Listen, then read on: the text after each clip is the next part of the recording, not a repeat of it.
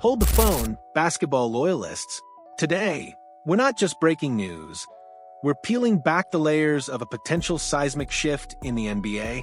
The Boston Celtics, a storied franchise staring down an unprecedented luxury tax bill, might be on the verge of a move that sends shockwaves through the league. We're talking about their starting point guard, a veteran champion, potentially on the trade block. Get ready, because the future of the Celtics, and indeed the landscape of the Eastern Conference, could be dramatically altered by this offseason strategic chess match. Celtics Crossroads. Unpacking the Jrue Holiday conundrum. The Boston Celtics. Just the name conjures images of championship banners and legendary players. But as we stand at the precipice of the 2025 NBA offseason, the Green Machine faces a monumental challenge, one that transcends the hardwood and delves deep into the murky waters of luxury tax implications. With a monstrous tax bill looming large, General Manager Brad Stevens is staring down a series of tough decisions, and the fate of key players hangs precariously in the balance. The taxman cometh, Boston's financial tightrope. Let's not mince words. The Celtics are in a financial bind. The impending luxury tax bill is not just significant, it's potentially historic. The latest collective bargaining agreement, with its stringent second tax apron rules, has placed the Celtics in a particularly uncomfortable position. We're talking about a roster currently projected to incur nearly $40 million over the tax threshold, potentially leading to a total spend approaching $500 million when luxury tax penalties are factored in. This isn't just about shedding salary, it's about resetting the repeater penalties and gaining vital financial flexibility for the future. The sheer magnitude of this financial hurdle dictates that difficult choices must be made. And then, there's the heartbreaking news regarding Jayson Tatum. A torn Achilles tendon, an injury that could sideline him for a significant portion, if not all, of the upcoming season. While the Celtics haven't released an official timeline, reports from sources close to Tatum suggest he could be out for 8 to 9 months. This devastating blow not only impacts their immediate championship aspirations, but also adds another layer of complexity to their roster construction. How do you plan for a season without your superstar, especially when you're already grappling with financial constraints? The Jrue Holiday question mark. This brings us to the centerpiece of today's discussion. Jrue Holiday, the veteran point guard, a two-time champion, has emerged as a prime candidate to be moved. On the surface, this might seem counterintuitive. Holiday is a respected defender, a clutch performer, and a locker room leader. However, a deeper dive into his recent production and contract reveals why the Celtics might be inclined to part ways. Holiday is coming off what many consider his worst statistical season since his rookie year. While his impact extends beyond raw numbers, averaging 11.1 points for 0.3 rebounds and 3.9 assists per game, the fact remains that his offensive output dipped. More importantly, he's 35 years old and still owed over $104 million over the life of his current contract, including $32.4 million for the upcoming season.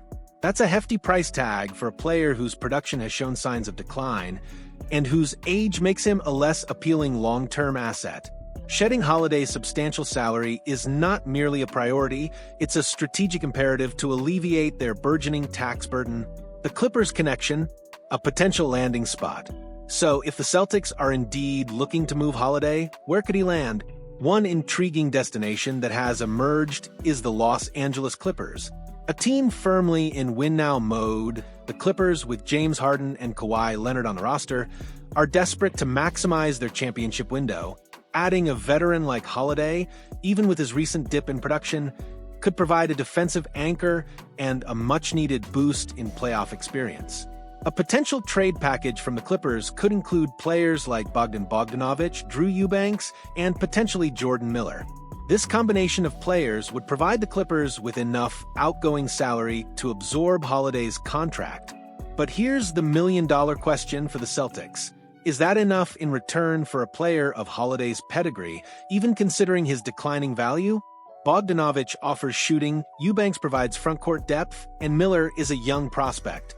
While these pieces might help lower the tax bill, They don't immediately replace the two-way impact Holiday even a diminished one brings to the court. This trade wouldn't be about acquiring equal talent. It would be a purely financial maneuver. The larger picture, beyond Holiday, the potential departure of Jrue Holiday is just one piece of a much larger, complex puzzle for the Celtics. It's extremely unlikely he returns to Boston next season, signaling a definitive shift. The question then becomes, what next? Another prominent name swirling in the trade winds is Kristaps Porzingis.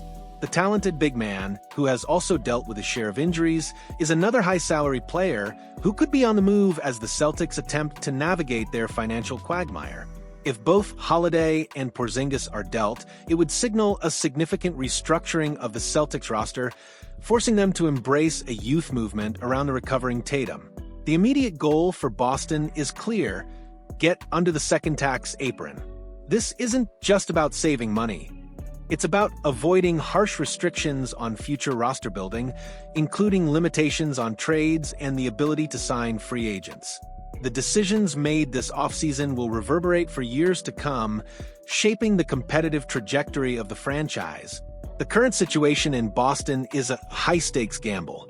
They're forced to choose between maintaining a competitive roster in the immediate future and ensuring long-term financial health. The trade of Jrue Holiday, if it comes to fruition, will be a stark reminder of the new economic realities in the NBA and the difficult choices teams are forced to make when faced with unprecedented luxury tax bills. So, what's your take on this unfolding drama in Boston? Do you think trading Jrue Holiday is a necessary evil, or are the Celtics making a mistake by prioritizing financial relief over immediate competitive strength? Share your thoughts in the comments below. And if you want to stay ahead of the curve on all the breaking news and in-depth analysis from around the league, make sure to smash that like button and subscribe to our channel. We'll be here bringing you all the angles as this off-season roller coaster ride continues.